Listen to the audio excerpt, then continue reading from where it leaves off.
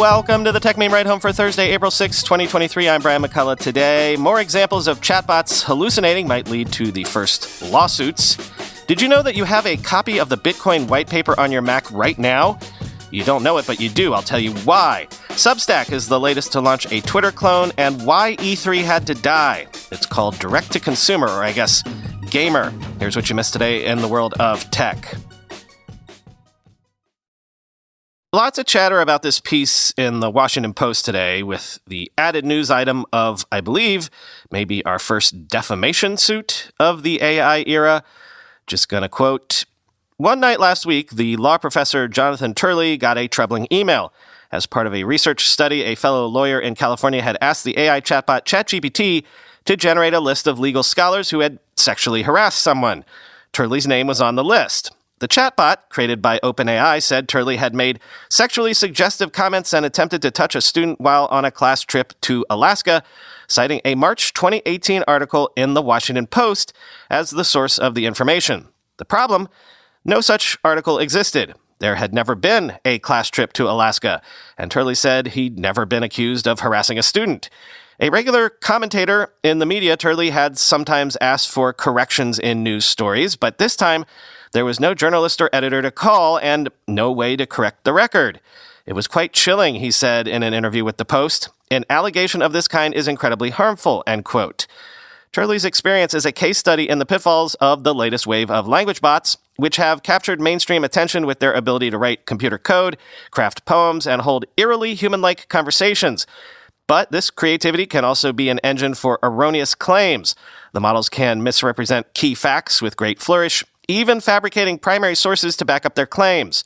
In a statement, OpenAI spokesperson Nico Felix said, quote, "When users sign up for ChatGPT, we strive to be as transparent as possible that it may not always generate accurate answers. Improving factual accuracy is a significant focus for us, and we are making progress," end quote. On Wednesday, Reuters reported that Brian Hood, regional mayor of Hepburnshire in Australia, is threatening to file the first defamation lawsuit against OpenAI unless it corrects false claims that he had served time in prison for bribery.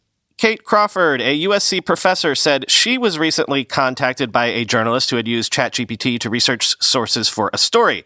The bot suggested Crawford and offered examples of her relevant work, including an article title, publication date, and quotes. All of it sounded plausible, and all of it was fake. Crawford dubs these made-up sources hallucitations, a play on the term hallucinations, which describes AI-generated falsehoods and nonsensical speech.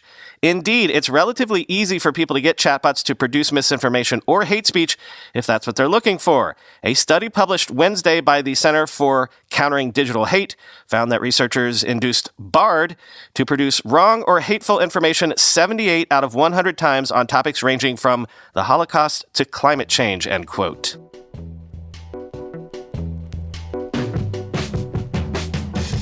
This is odd.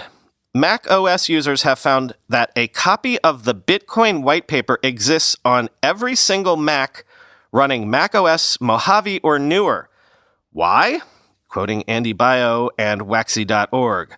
If you're on a Mac, open a terminal and type the following command. You'll have to check the source that I've linked to see the actual terminal command that you would need to do to make this happen. Quoting again, if you're on macOS 10.14 or later, the Bitcoin PDF should immediately open in preview.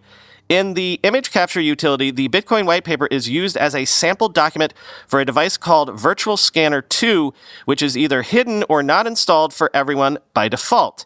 It's not clear why it's hidden for some or what exactly it's used for, but Reed Beals suggested it may power the import from iPhone feature. In image capture, select the Virtual Scanner 2 device if it exists, and in the details, set the media to document and media DPI to 72 DPI. You should see the preview of the first page of the Bitcoin paper. Of all the documents in the world, why was the Bitcoin white paper chosen? Is there a secret Bitcoin maxi working at Apple? The file name is simpledoc.pdf, and it's only 184 KB. Maybe it was just a convenient, lightweight, multi-page PDF for testing purposes, never meant to be seen by end users. There's virtually nothing about this online. As of this moment, there are only a couple of references to Virtual Driver 2 or the white paper file in Google results. A little bird tells me that someone internally filed it as an issue nearly a year ago, assigned to the same engineer who put the PDF there in the first place, and that person hasn't taken action or commented on the issue since, end quote.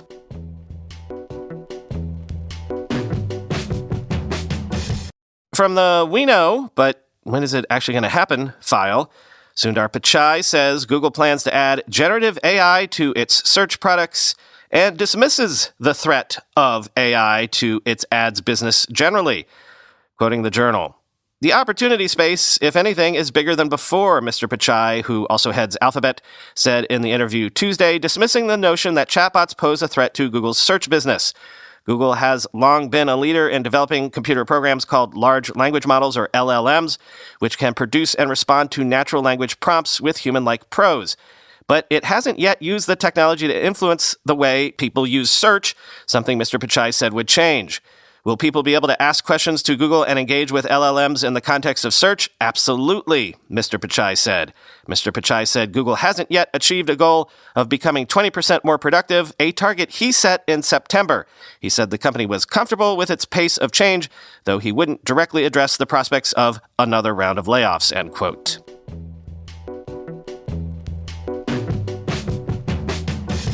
Google also announced plans to restrict personal loan apps from accessing sensitive user data like photos, videos, and contacts. This will start on May 31st, and it's apparently in response to recent predatory behavior.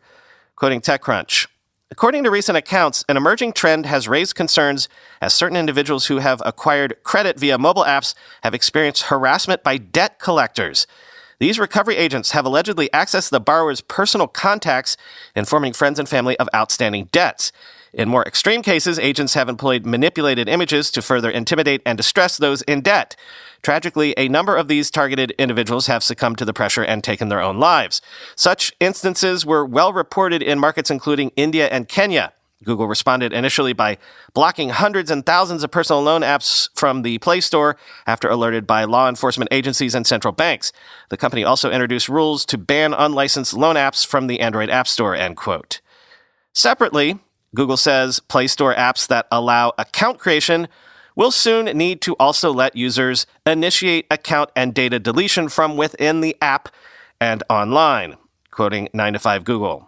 Moving forward, apps that allow account creation from within the application, quote, must allow users to request for their account to be deleted, end quote. This deletion option must be readily discoverable inside the app and outside, like on the web. The latter requirement means a user can request account and data deletion without having to reinstall an app. Developers will have to provide those links to Google with the Play Store directly surfacing that URL in the app listing. Google specifies that Play developers must, quote, delete the user data associated with that app account. Impacting all apps globally, Google is slowly rolling out this policy requirement given the work that devs will have to put in, end quote.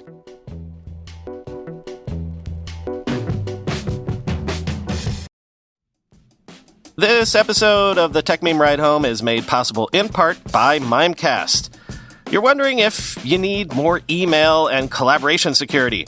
After all, you've already got M365 protecting your workspace. That's good enough? What more could you need? Except one of your employees just opened a phishing email, and M365 couldn't handle it alone. Now your company has ground to a screeching halt. Transformers stopped transforming, circuits short-circuited, all because of an email. Next time, take 5 minutes to set up Mimecast, a security solution specifically designed for email and workplace collaboration. Mimecast detects suspicious emails and diversifies your security stack so you're not just relying on one generalized solution. Get another layer of protection for your inbox and keep your business from, falling apart. For a free trial of Mimecast, go to mimecast.com. That's mimecast.com. Oregon State University is a dynamic community of dreamers, doers, problem solvers, and change makers. The type of folks who don't wait for challenges to present themselves, but instead seek them out and take them on. Oregon State welcomes students, faculty, and staff from every background and perspective into a community where everyone feels seen and heard.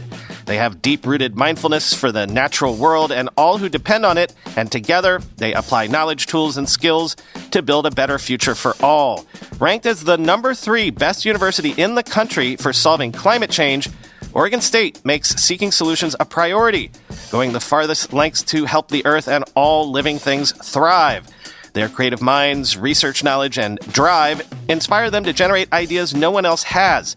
Oregon State will never stop doing the hard work. They will continue exploring, creating, and taking action on the issues that matter most to their students and community to build a better world for future generations. Discover more at OregonState.edu.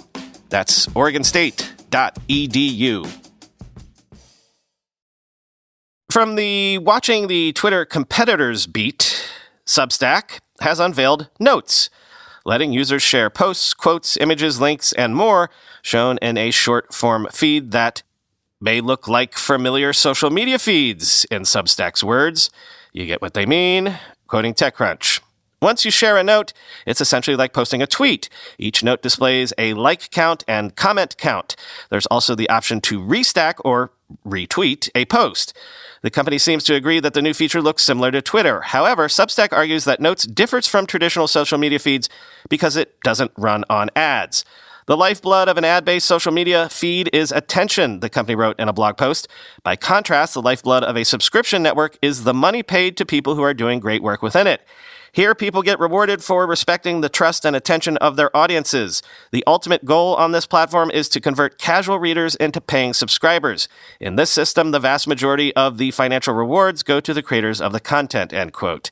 Substack also argues that Notes won't feel like traditional media and that the goal with the new product is not to create a, quote, perfectly sanitized information environment, but to allow for constructive discussion where there is enough common ground to seek understanding, quote, while holding on to the worthwhile tension needed for great art and new ideas, end quote. The launch of Notes isn't the only way Substack has attempted to capitalize on the Twitter chaos in recent months, as the company rolled out a chat feature last November. It also took a more direct shot at Twitter when it warned in a post last year that, quote, Twitter is changing and it's tough to predict what might be next, end quote. The post had encouraged creators of all sorts to port their Twitter followers base to Substack. The new Notes product, which is pretty much a Twitter clone, takes Substack's hopes on capitalizing on the Twitter chaos even further. It's worth noting that with Notes, Substack is not only taking on Twitter, where many back-and-forth threaded discussions between writers and readers already take place, but also other online communities where writers have been building out networks of their own, like Discord, Slack, and Telegram. Today's announcement comes a week after Substack opened up a community fundraising round, letting writers invest in and own a piece of the company. As of today, Substack has $7,138,000 in pledges. The company revealed that readers have paid writers more than $300 million through Substack, and that the platform now has more than 35 million active subscriptions, including 2 million paid subscriptions. Substack also revealed that more than 17,000 writers are earning money on Substack, with the top 10 publishers on Substack collectively making more than $25 million annually, end quote.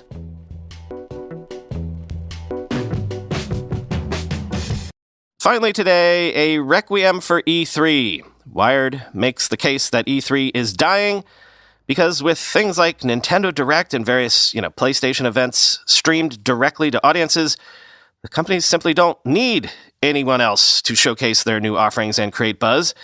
The pandemic didn't help, of course, but, quote, as top players have embraced direct-to-audience streams like Nintendo Direct and PlayStation Direct, E3 has floundered.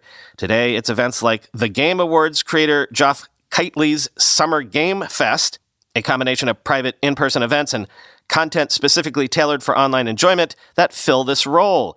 In an interview with GamesIndustry.biz, ESA President and CEO Stanley Pierre-Louis pointed to the pandemic and economic headwinds as factors in the decision to cancel E3. Additionally, Pierre-Louis said, quote, companies are starting to experiment with how to find the right balance between in-person events and digital marketing opportunities, end quote. In contrast to fan conventions like PAX or even knowledge and networking focused gatherings like the Game Developers Conference, E3 was one big marketing event, mutually benefiting the people who made games and those who covered them. Its value was in who it could bring to the event and how much access attendees could get to those companies. In the past, Nintendo, Microsoft, PlayStation, Ubisoft, Bethesda, and a handful of others would hold back-to-back press conferences that kicked off the event ahead of its official opening. But thanks to streaming platforms like Twitch and YouTube, companies now have the power to deliver news to consumers in person and online simultaneously, without the need for public relation firms or journalists. Nintendo, for example, has perfected this with Nintendo Direct, its series of hyped and tightly controlled pre-recorded marketing events. Similarly, Kitely's summer show, built during a time when no one could safely gather, is envisioned as a digital-savvy event that can run without the need for a physical presence. Between game companies creating their own events and Kitely's growing chokehold on the streaming space, thanks to the popularity of the Game Awards, E3 is largely redundant. Even before E3 organizers began canceling the event due to COVID-19 concerns, attendance was dwindling. In previous years, celebs like Keanu Reeves, Aisha Tyler, and Pele would come to tout their involvement in various games. Miyamoto showed up once to swing a master sword from The Legend of Zelda Twilight Princess. Steven Spielberg and James Cameron delivered excruciating onstage cameos. None of those things even seemed possible for 2023 as Sony, Xbox, Nintendo, Ubisoft, Sega, and Tencent all dropped out in the weeks leading up to this year's would-be event, opting to focus on presentations elsewhere. While the ESA isn't saying that this is the end of E3, the cancellation, a mere 2 months ahead of the show without even a digital component to carry on, is a dire sign. But maybe it's time for the event to pass. There will always be value in physical gatherings where people in the industry can network and talk about the undertaking of game creation, but that's never been E3's strongest play. It's a marketing event, one that has battled Peter Pan syndrome for years. The place has never lost the feeling of being an adult playground where the business of taking it all seriously is relegated to interview rooms and suites. As the industry grows more critical of the ways games are made, that is, who makes them, who is allowed to make them, and under what conditions they are made, its tolerance for unexamined hype is shrinking. Publishers have grown wise to the tools that allow them to reach their audience without interference.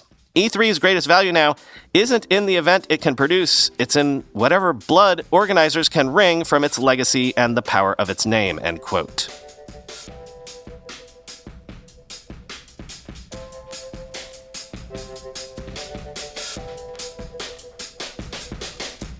We had a lot of fun, we had a lot of money, we had a little son, and we thought we'd call him Sonny. Sonny gets married and moves away. Sonny has a baby and bills to pay. Sonny gets sunnier day by day by day by day. Don't know why I've been on a Paul Simon kick lately. Talk to you tomorrow.